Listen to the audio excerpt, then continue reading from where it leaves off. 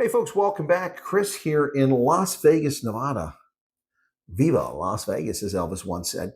Listen, one of the refugees here in Las Vegas is willing to do an interview, but this is one where the refugee prefers that he or she, well, it'll be he, I'll let that out because I'm using a pseudonym, and his name will be Yaku, which isn't really a girl's name. So he has agreed to do the interview as long as we do it anonymously, like we've done in the past. So you'll see me throughout the interview. I won't flip the camera around. And we're going to talk about this. So I'll ask you questions. He's got some good things to say about his resettlement and some concerns. So again, a chance for people to get a feeling for what it's like coming over here. So with that, Yaku, welcome to America. I'd like to say that first. Thank you. I feel welcome. Well, that's excellent. We had a fantastic braai here on Sunday. I really enjoyed that. And I want to talk to you a little bit about your experience. So you guys first heard about the program how and when? Well, I actually heard about it from a news broadcast when President Trump mentioned that he was opening up the refugee program for South Africans.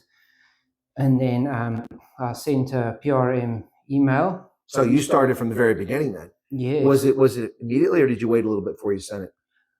As soon as I heard, I sent an email. Okay, so in February then of last year? Yes. All right, so you did the PRM email, and then I imagine, did you also do the statement of interest? Yes, and then applied through Americanas as well. Okay, so you also approached Americanas. That would have been in the summer months last year, probably June or July for that. Correct. Okay, and then when were you first contacted? So I was contacted by Americanas on the 9th of July. I received an email from them, and then they stated that either Americanas, PRM, or RSC would contact me. So in about a week or two, RSC sent me an email.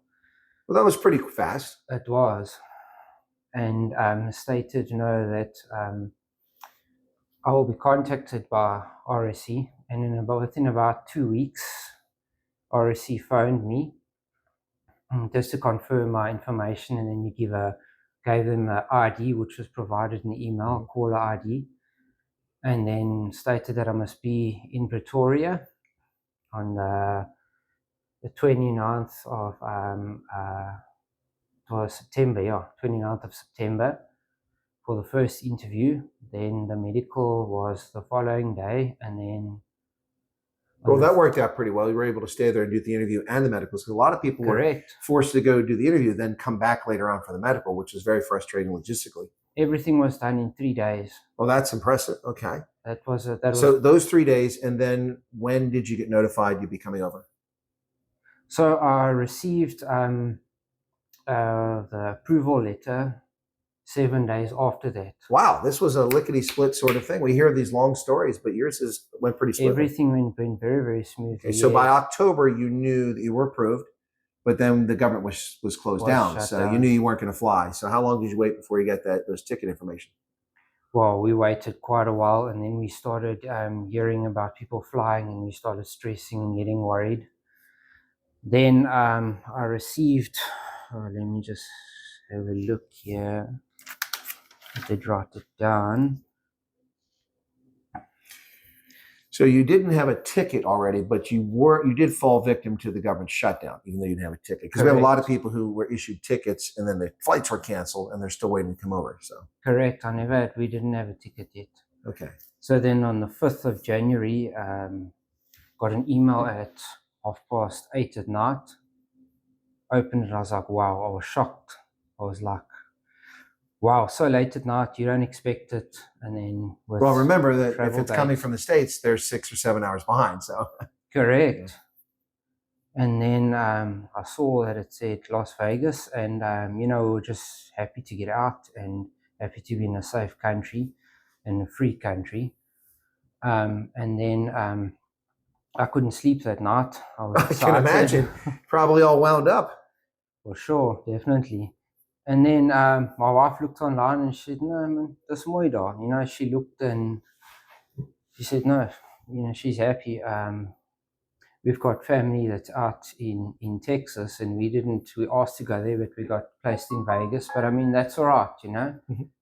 We're just happy to be here. So let me just recap very quickly here. Not all the dates, but I want to start from, because people have these expectations and I try to temper them, but they don't want to listen to me. So specifically, you did everything in 3 days, which was pretty good. And then about, Yes. did you say a week or 2 weeks later, you got approval letter? 7 days. 7 days. Yeah, that's what I thought you said. So 1 week later, you got approval letter. That was in early October. So around the 6th or 7th, probably roughly. Yes. And you didn't get notified about tickets until 3 months later. Correct, because of the government shutdown. Well, I assume. Well, that was probably part of it, and also the Christmas exodus was part of it. But Correct. still, 3 months, that's not an unrealistic expectation, because a lot of people, I hear from people, well, I was approved last week. I'm still here. Well, yeah, you're not going to go in a week. That's highly improbable. Okay, so then you got your tickets. What was that like, the process of going through that? You got the tickets, went to the airport. I imagine that's quite a stressful event. You had a number of flights you had to get on. It was a bit, because we met at a place, and then we were taken on buses, all of us, were a group of people, to the airport. And they actually booked my daughter as an infant. Now, the problem was she just turned 2. So she's a toddler, not an infant. And that makes a big difference, because on the flight, the infant can sit in the mother's arms on the flight, but the toddler needs their own seat. And I bet there was no seat this time. Correct. And that's a bit of a mess. We were stressing, because now we weren't sure, are we going to get on the flight? Are we going to fly the same day? What's going to happen? Or are you going to have to rebook and go later? Yes. And I mean, this is in Cape Town. We didn't stay in Cape Town. And that's also nowhere near where you live. That's quite a journey to get to Cape Town for you. Correct. So I think there was something else in this case too about your daughter. Wasn't she actually not on your case, listed as with a relative or something like that? Yes. So she was actually listed with a relative, yes. And so, even though it's your child. Correct. Okay, I'm sure that was a little stressful at the airport too. And now you're wondering, first off, whether you can get a seat for her. Second, it's my kid, not someone else's. Exactly. So luckily, the lady from the embassy helped us sort it out. She made a couple of calls and stuff, and then it was about an hour and a half later. Luckily, the plane didn't fly yet. They emailed me the ticket, and the lady at the airline was quite helpful. In Cape Town, she actually held a seat and pre-booked it, so that my daughter would still have a seat pre-booked. Mm-hmm. So in case the plane filled up, type of thing. But in the end, that all worked out. But that's a lot of unnecessary stress at the airport that you weren't counting on. It was very stressful. I can imagine that's kind of puts a damper on it. But I suppose once you're in the air, maybe you felt a sense of relief, maybe after getting around the plane and then getting out of South Africa. As soon as the plane took off, I felt a sense of relief. Yes. And then you flew to the States, to Atlanta, to Newark, Washington. Oh, you went to DC, okay, to Dulles, and then Correct. Did you go direct from Dulles to Las Vegas? Yes. Yes. All right, but still, you must have been knackered by then, especially with a toddler and a family traveling all that way. She was surprisingly good. She slept most of the time in the plane. It was like a 16-odd hour flight to Washington. She actually slept most of the time because it was nighttime. So, Well, here's a pro tip too, and I think you did this. If you've got little ones like that, one way to keep them occupied is if you have a tablet, and you can let them play. I don't know. Did you use a tablet? Let her play with a tablet so she could listen to games or something like that? Well, luckily, the plane has got a screen in the seat, so she could watch. Okay, that's good. So she was able to watch the screen. You didn't need a tablet. But pro tip, if you've got a tablet, take it for your kids, especially if they're small. It does wonders, yes. Yeah. All right, so you arrived in Las Vegas. Were you greeted by your agency? They pick you up at the airport? Well, that's a bit of another bit of a story. So when we arrived, we were the only ones that arrived in Vegas. We were the only ones. The rest of the people went somewhere elsewhere around the country. Elsewhere, Maine and wherever. Texas, wherever. So we arrived and we're like, wow, our phones didn't work. We didn't know who to look for. The agency, they weren't standing with a piece of paper saying X agency or whatever. So I said to my wife, well, let's open up the travel packet. Maybe there's some information on there. Okay, the agency's name's on there. There's a contact number. Let's try call them. Oh, no, our phones don't work.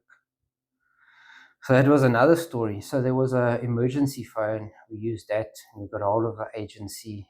So at the airport, there was an emergency phone. Yes. Yeah, what I was going to say is if Yes. there's an emergency phone, there's always a security office or an information desk or something like that at an airport. So you can always go those places, seek them out, and they should make a phone call for you, worst case. But you were able to reach your agency that way. Yes. They came, they picked us up, they took us to the hotel, they gave us like a food hamper.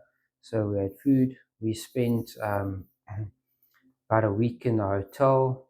They did help us with our social security number, our EAD, and our Medicaid as well. They were quite good with that, I must say. So that all happened relatively fast. It did. Okay, that's good. Those are important. Those are important things. I must say they were good with that. I'll give them credit where it's due. Well, and then they put you into an apartment in a complex. And this is, I mean, I've looked around. I've seen your apartment now, but I also saw a similar in here in the same complex. Looks pretty good. It's in good condition. The appliances look relatively new. It looks like a decent rental. Are you satisfied with it? 100% satisfied. Yes. No, I don't have any complaints. So that also went well, but not everything went well. No, not everything went well. I must be honest. Maybe we should talk a little bit about the challenges that you faced, or maybe things didn't necessarily go well. You want to talk about that? Yeah, sure. So when we arrived, they did give us some money to buy food and stuff, and they gave us each $30 as well, and they said that's for our pocket money. Was that each for the adults, or they give you $30 for each family member? $30 for each person. So of the family. Okay, yes. All right. So you got over $100 from that. Okay. Yes. Right. Then we moved into our apartment. I must say they did give us brand new stuff, new sofas, a new kitchen table and chairs. Our beds are all new, so we are very, very grateful. That's very fortunate. We do appreciate that.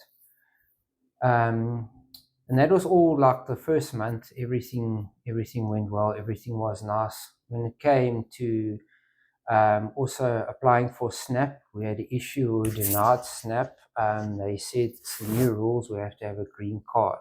Yep, that's came in the big beautiful bill last year. We have had some anecdotal reporting of some refugees who claim they've gotten SNAP since October, but the law says you can't since October. So I'm not sure, and I can't speak to those cases. But what happened to you? Yes, SNAP is going to be denied, so you have to have a green card before you can get it. So the agency said, no, it's fine. They'll carry on giving us the check. All right. So it sounds like so far it's mostly gone pretty smoothly, but you do hit some bumps in the road. So are we getting there? Yes. So they told us, no, that it's fine. We will be issued a check and we will be given the money that we received in the beginning so we can buy food. And we mustn't stress about it. Okay. So they tried to reassure you? Yes. So we waited a couple of days, and because we got our first check on the 16th, so they said no, we would get again on the 16th, and it was probably about 8 days, and we still got no check. Our food started running low. We started stressing. We asked him by the office. Our case manager said no, that he's put in a request for a check for us. Still nothing. No check. I spoke to the supervisor, his supervisor. She said no, there was no request put in for a check. So we got a different story from his supervisor. Okay, so conflicting stories.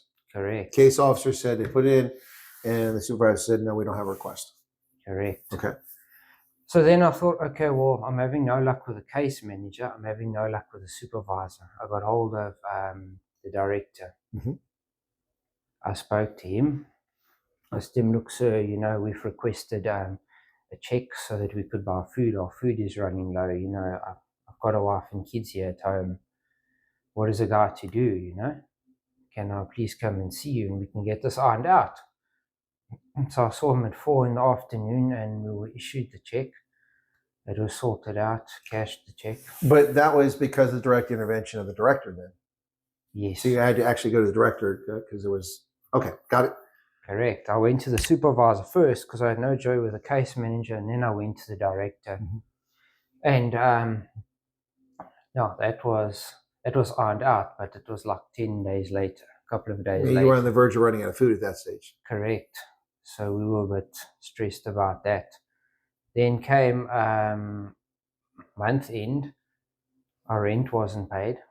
Yeah, in fact, there's a letter here about your rent not being paid and a late fee because it wasn't paid. But let me make sure I understand. So your rent at this stage is being taken care of by the agency, correct? Correct. And so someone there didn't make the payment, correct? Correct. That happened last month. Yes. But if I understand it, it's happened again this month. Yes, well, it's supposed to be paid before the 1st. Well, and tomorrow's the 31st. Yes. So maybe it'll still be paid. We don't know. Maybe the second month hasn't happened yet. Yes. But it'd be a shame to get another $65 late fee. Correct. All right, so that's a little disconcerting if they're responsible for that. But that's not the only thing here. I also see an electric bill here, and it looks like it's now 2 months in arrears. Yes. Do they also take care of your electricity when you first arrived? Well, it hasn't been paid since we arrived, and I took the original and I gave it to them from the first month. Mm-hmm. It was handed to them. A copy was made, was put in my file. They assured me that it would be paid. Mm-hmm. Then they sent me that letter, like a final demand for the following month.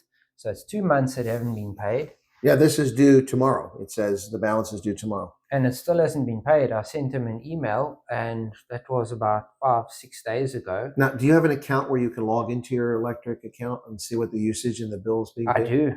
So you can actually go in right now and see that it hasn't been paid. I do. I actually went in just before you came and I checked, and it still hasn't been paid. I sent them an email, and they assured me that it was paid in the email, that they mailed them a check. So once again, this is something that when you first arrived that the agency has a responsibility for the electric bill? Yes. Okay. All right. I want to make sure I understand it correctly.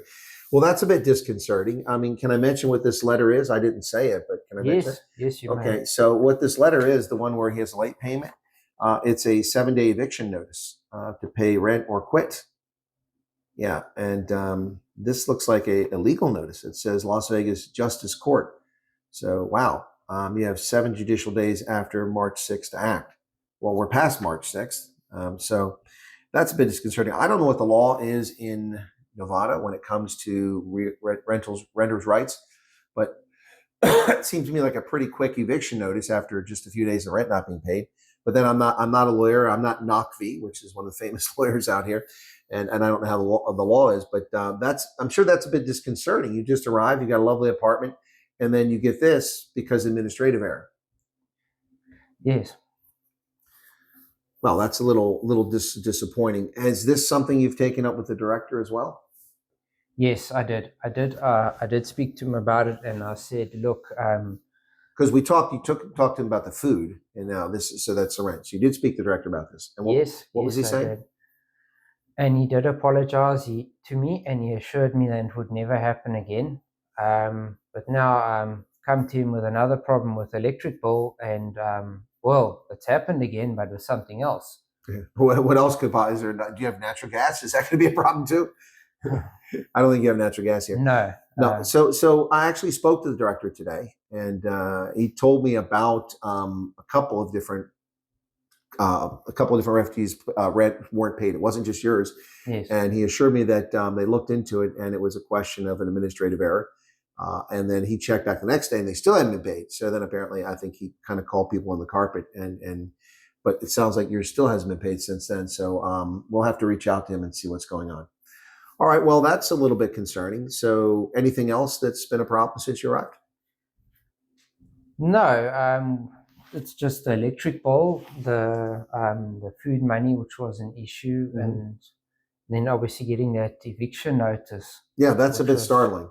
It's quite scary getting something like that stuck on your door, you know?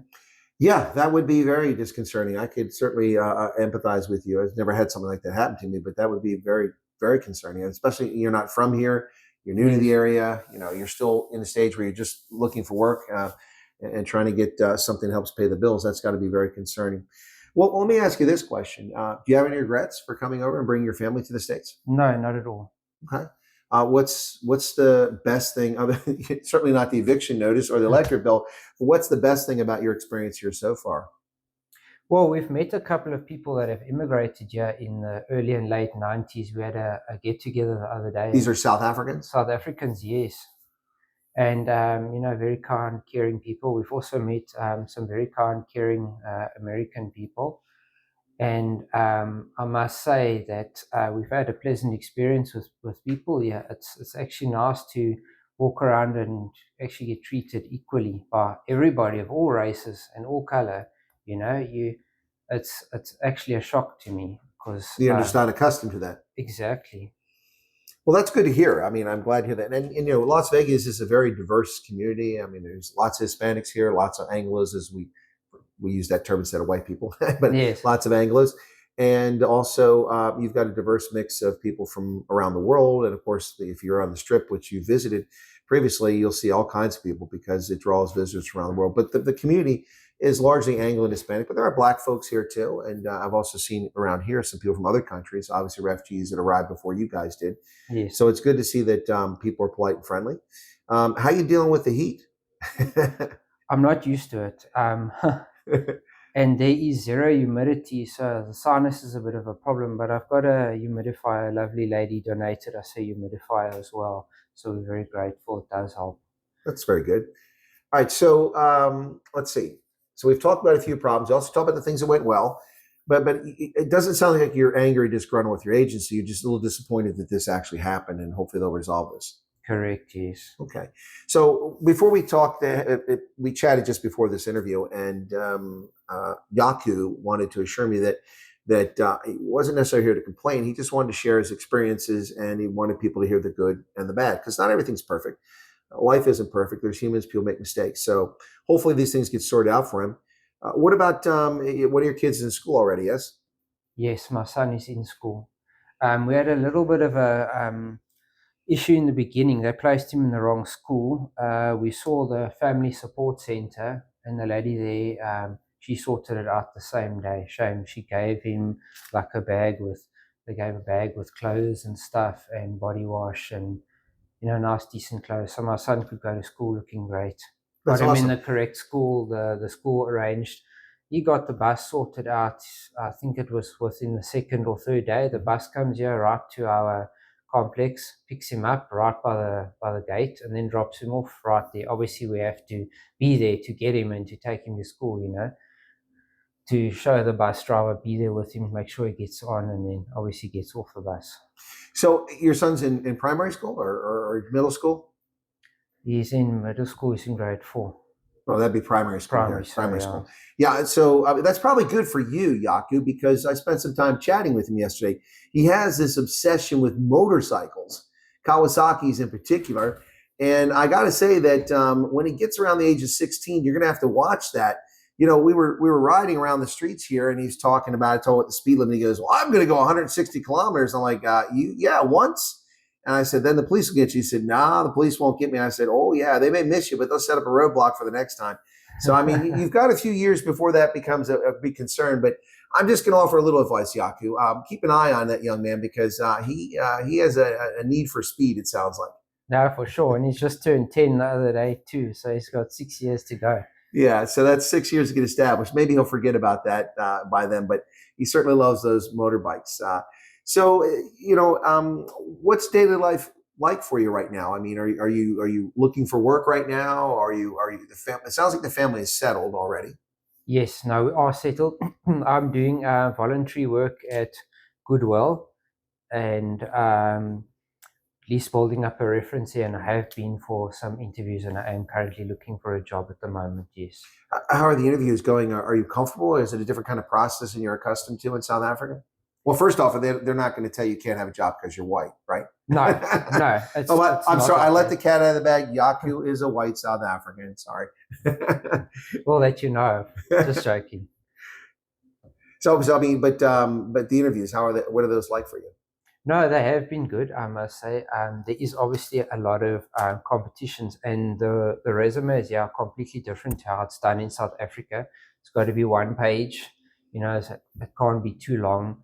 And guys, just remember that you don't have a reference. This is America, so you can't take your reference from South Africa because nobody knows you here in America. Yeah, no, the one-page resumes I find annoying as an employer. I hate those. I prefer a couple pages so people can give me detail. I just conducted interviews to hire a manager for our canteen, and one of the applicants gave us the one-page resume. but most of her experience that's relevant to being a club manager, a canteen manager, occurred in the past, and she only listed the two most recent jobs. So in the interview, it was like pulling teeth. I had to, okay, what did you do? Have you ever done this? Oh yes, I did. I'm like, okay, it's just one page. There's nothing here. So as an employer, that's very difficult. But you're right. It is the standard here in America, and then somehow we've gotten to that brevity. But I've worked for 40 plus years. Kind of hard to put everything on one page. So what do you pick and choose? Yes, and word of advice I can give anybody: try and get your driver's license ASAP. My wife and I have just done our learner's licenses. It was a breeze. You can actually do it online. It's 20 here in Nevada. It's 25 questions, and you choose A, B, or C, whatever. You get your certificate. It's emailed to you. You go to the DMV, and then you actually get your learners on a card in the form of a real ID. And yes, because all of the job interviews that I've gone for, they ask you, okay, what is your mode of transportation? I say, I catch the bus, and the bus is not very reliable because it can be late. You're late for work. They want you to have a driver's license so you can get to work on time. And with the kind of work that I do, handyman construction work, I need to have a driver's license to do that. Well, if you do construction work, there is plenty of that in Vegas. They're always building stuff on the strip. So, I don't know if that's up your alley, but it sounds like something you can do once you have transportation. Yes, correct. And doing my wife and I are doing our drivers this month, in the middle of the month. So I'm sure we'll pass, and then we'll be on our way. Well, I would hope so. But I guess it's kind of a catch-22. Like, which comes first, the chicken or the egg? If you need a vehicle to get a job, but you need a job to get a vehicle, you're kind of stuck in the middle there. Correct, yes. But luckily, well, for me and my part, the field that I'm in, they do require me to have a driver's license. So supply me a company vehicle. If I get a job where I get a company vehicle, I will be able to drive it. Okay, so the key for you is the driver's license first. Okay, correct. Obviously. Yes.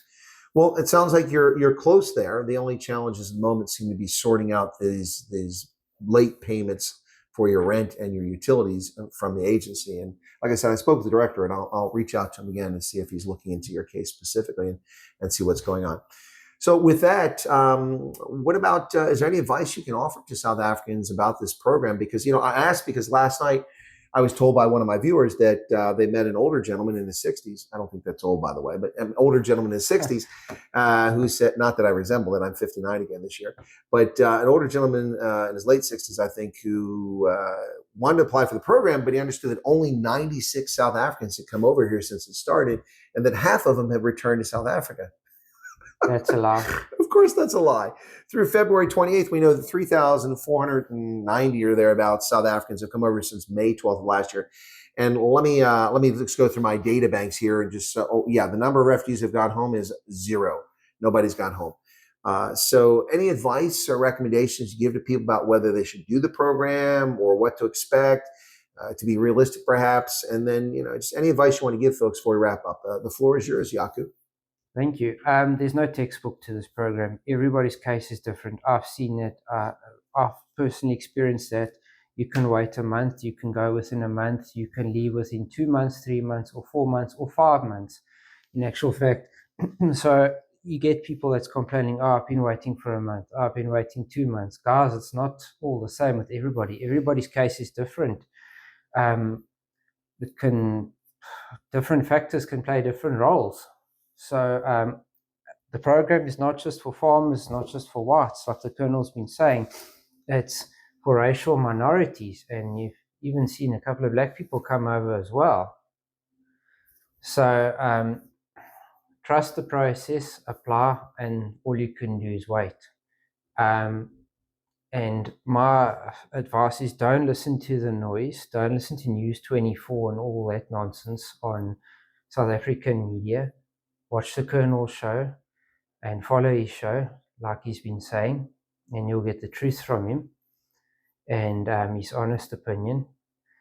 Yes, and then also, once you make a decision, don't backtrack. Don't let people speak nonsense into your head. Once you've made the decision, go for it. I mean, I I sold my vehicle so that we could get passports back in South Africa. If you want to go, you'll make a plan. If you want to get out of South Africa, you'll make a plan. We sold our vehicle. We got our birth certificates, our passports, and then we had money to get our flight tickets from where we were to Cape Town. We flew to Cape Town. We had just enough money for all of that, and I don't have any regrets. That's amazing.